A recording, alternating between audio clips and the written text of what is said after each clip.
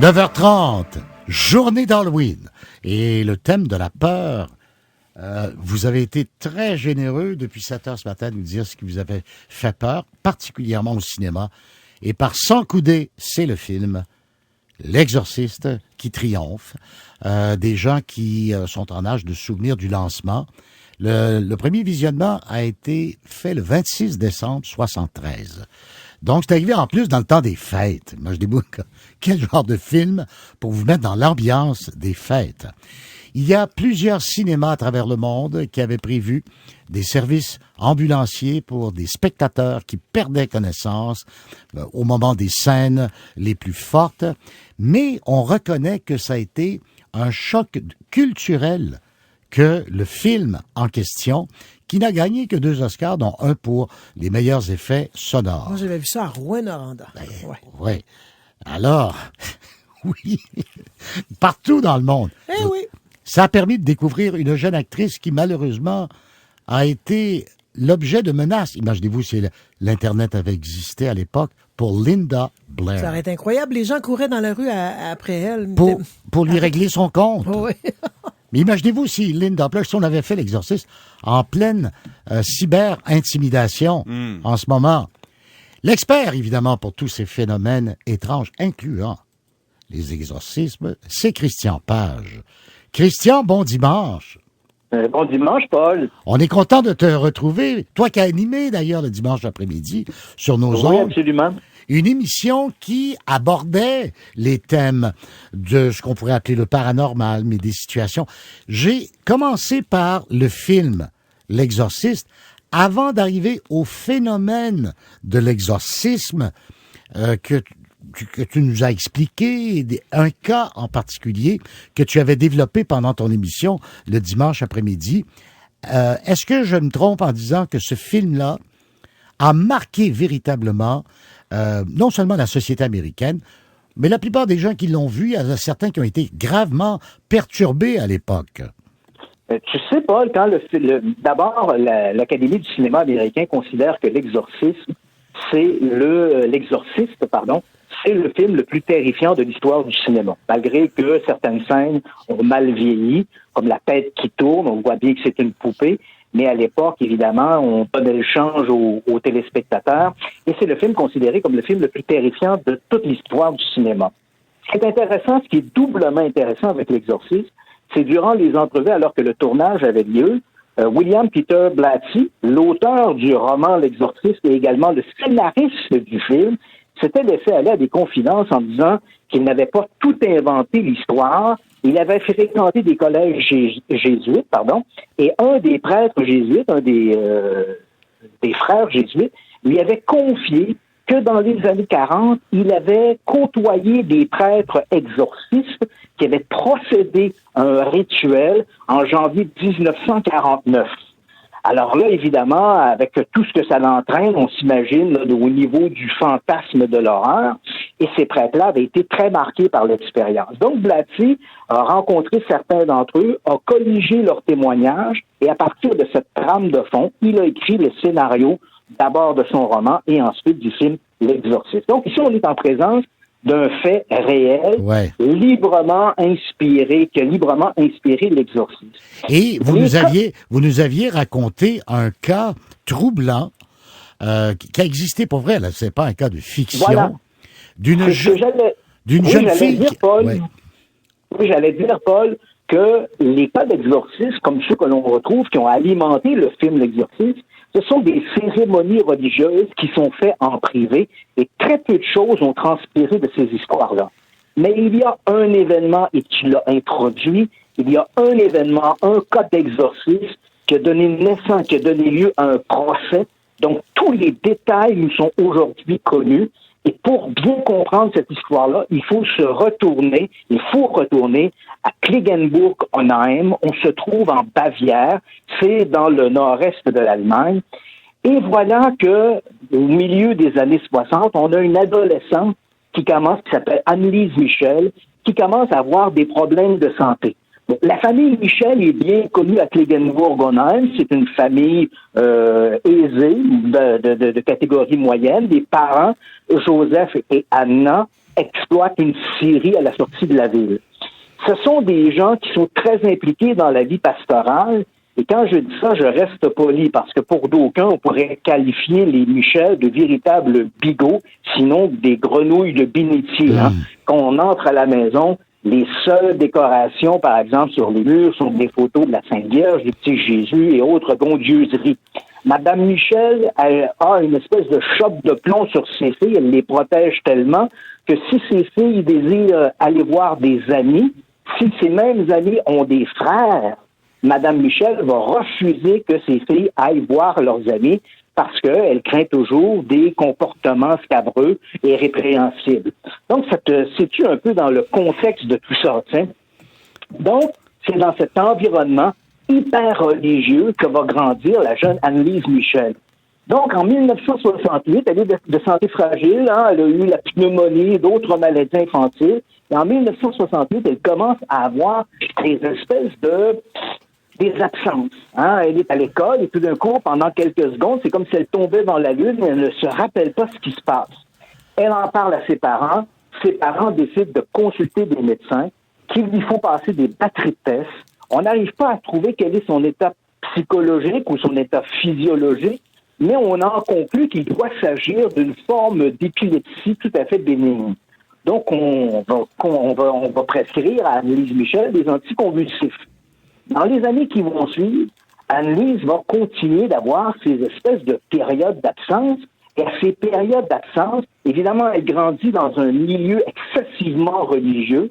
Elle a l'impression de voir de temps en temps des démons qui lui apparaissent. Alors, on avance un peu dans le temps. On est au milieu des années 70. La jeune Annelise Michel, devenue une jeune femme, fréquente l'université de Wittenberg. Elle est de plus en plus asociale, a de plus en plus de troubles avec ses absences. Elle a des visions de démons. Lorsque les cours se terminent, elle se réfugie dans sa chambre sur le campus de l'université où elle a construit un petit hôtel dédié à la Vierge Marie et elle reste pendant des heures prostrée devant cet hôtel à réciter des prières. Elle continue bien sûr de parler de ses troubles à ses parents. Il y a toujours cette kyrielle de visites chez les médecins, mais on ne trouve jamais l'état pathologique d'Annelise Michel, malgré tous les tests qu'on lui fait.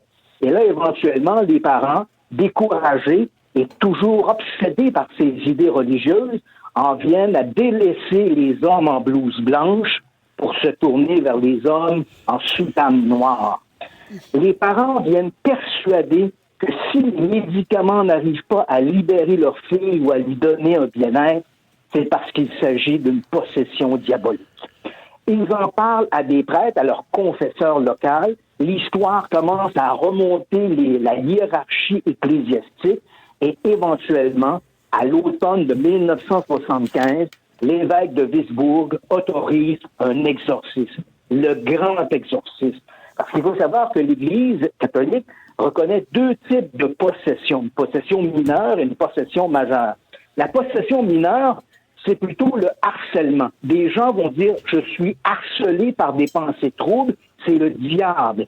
Et à ce moment-là, n'importe quel prêtre de paroisse peut faire des prières de libération pour aider le fidèle à retrouver une santé spirituelle. Mais parfois, au-delà de ces simples harcèlements, on a les sujets, les fidèles, ont l'impression qu'une entité se substitue à la leur, contrôle leurs pensées et leurs actions. C'est la possession diabolique. Et à ce moment-là, l'Église préconise le rituel de l'exorcisme. Et justement, enfin, c'est un document sonore qui est authentique. Vous allez nous le dire, Christian Page. On va écouter justement ce bruit quand même assez infernal. Analyse durant une période, oui. Ich bin Nero! Ich bin der dritte im Bunde! Noch mehr.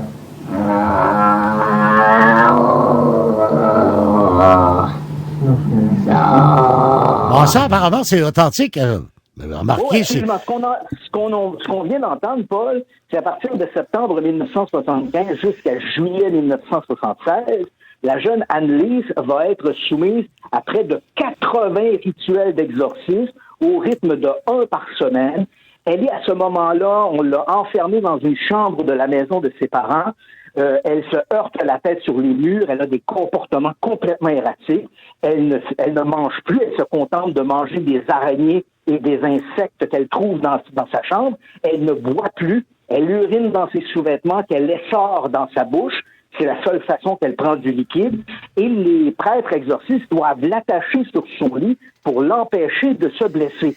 Et ce qu'on vient d'entendre, c'est des rites, parce que les prêtres vont faire ces séances et ils vont enregistrer chacune des séances. Et ce qu'on vient d'entendre, c'est l'extrait de l'une de ces séances-là où Annelise, d'une voix gutturale, va vociférer contre les prêtres exorcistes. Mais là, le parallèle avec le film est étonnant, parce que dans le film, le personnage, incarné par Linda Blair, fait tout ça, là, tout ce que vous venez de dire, là.